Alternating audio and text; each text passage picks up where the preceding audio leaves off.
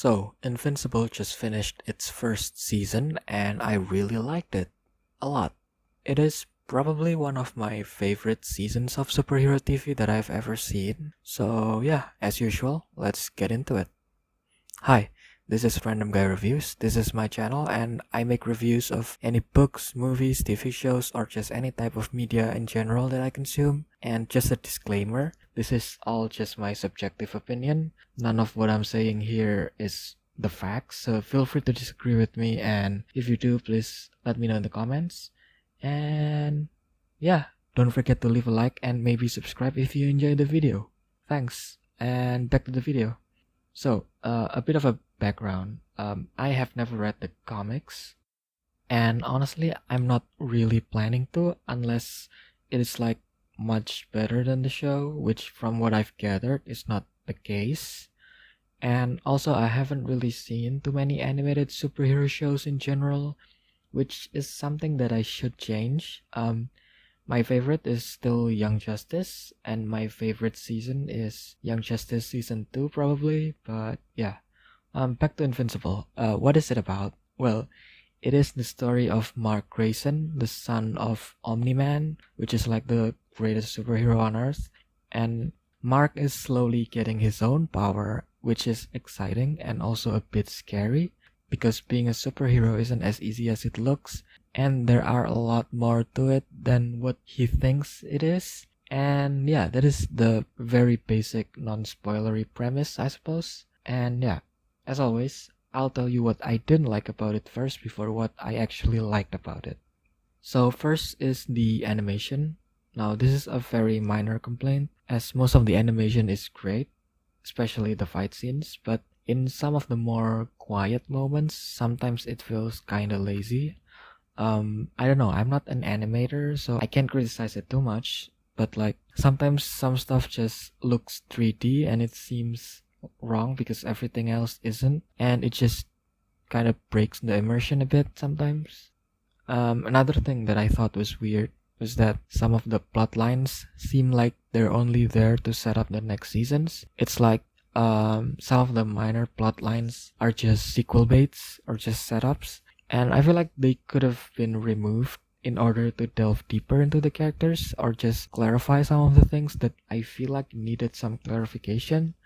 The plot as a whole isn't confusing or anything, but there are parts of it that I didn't completely understand, and some of them just feels like, I don't know, hand wavy, I guess. But again, these are just minor issues and it didn't really affect my enjoyment all that much. Now to the good stuff, and there are a lot of them. The first one is just how unpredictable it is, especially if you don't know anything about it coming in like I did. The first episode in particular just gave me like a whiplash because I just wasn't expecting some of the things that happen. And it's not just the first episode either. The unpredictability stays throughout the season. There are a lot of moments where it's not actually unpredictable, but it made me think like there is no way it's going to go there. And then it did anyway, which makes it unpredictable, I guess. And these instances of crazy plot development never seem contrived or forced, which is, just a bonus. Another thing that I love was the characterizations, particularly of the three main characters, Mark, his father Nolan or Omni-Man, and Mark's mother, Debbie. The other characters are mostly alright, but those three just stood out. They were really compelling that I wish the show would spend more time with them and less with the others, because I feel like it could have made the show a lot more focused. But anyway, the voice actors for all of these three are amazing as well. Again, the other characters are well acted, but these three knocked it out of the park. Stephen Yeun, who's like twice the age of Mark, he still did a fantastic job. He brought a sense of heroism and naivete to Mark's character, which just adds to his conflicting depth. And then there's J.K. Simmons as Omni-Man.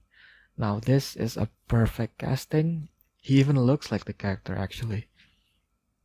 And then there is this sense of sternness in his voice, and yet there's also tenderness in some moments, which makes for a perfect contrast. And then there's Sandra Oh. as Debbie, and she plays this Lois Lane-esque character. So yes, she is Omni-Man's wife and Invincible's mother, but most of all, she is her own woman, and Sandra Oh's performance really helped emphasize that part, and I really like that. Another thing that I loved is the presentation of the story. Earlier, I said that the animation can sometimes be a bit wonky, but for the most important moments, it always delivers and it always feels really smooth. One of my very few complaints about Young Justice is that despite the brilliant everything else, sometimes the animations are very clunky and rough even during the fights, which isn't the case for Invincible at all. The fights are always amazing because of the dynamic animation. It's very, nothing just stops. Everything just always moves, and I really like that. And what I meant by the presentation is not just the animation but also the choices for the soundtrack. There are a lot of just brilliant and very fitting song selections, which adds a lot to the episodes. And not to mention just the general aesthetics of the show and the way the show presents its title cards every episode. It's just so brilliantly put together. Overall, again, this is an amazing show, and I know a lot of people are already watching it, but still, I feel like this deserves a bit of a more mainstream success, which it isn't getting yet, maybe. Hopefully, in time it will. I recommend it to everyone looking for a new superhero show to watch, or an animated show to watch, or just anyone who's looking for a good story, really. Overall, a very strong 4.5 out of 5 from me. Very looking forward to season 2. Let me know what you think in the comments, and as always, thanks for watching, and don't forget to like and subscribe if you like more content like this. Bye.